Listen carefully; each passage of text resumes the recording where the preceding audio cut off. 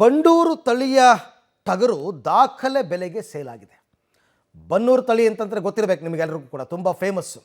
ದಾಖಲೆ ಮೊತ್ತಕ್ಕೆ ಸೇಲ್ ಆಗಿದೆ. ಕೇವಲ 8 ತಿಂಗಳ ಟಗರೊಂದು ಬರೋಬ್ಬರಿ 1.48 ಲಕ್ಷಕ್ಕೆ ಮಾರಾಟ ಆಗಿದೆ. 1,48,000. ಕಿರುಗಾವಲು ಗ್ರಾಮದ ಉಲ್ಲಾಸಗೌಡ ಅನ್ನೋರಿಗೆ ಸೇರಿದ ಟಗರಿದು. ಬನ್ನೂರು ಕುರಿ ಅಂತಲೇ ಫೇಮಸ್ ರೀ ಎಲ್ಲ ಕಡೆಯಲ್ಲೂ ಕೂಡ. ಇದು ಹಾಗೆ ಆಗಿದೆ.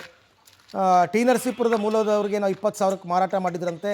ಅದಾದ ನಂತರ ಈಗ 8 ತಿಂಗಳು ಟಗರನ್ನು ಸಾಕಿ ಇವ್ರು ಮರಿ ತೊಗೊಂಬಂದಿದ್ದು 20,000ಕ್ಕೆ.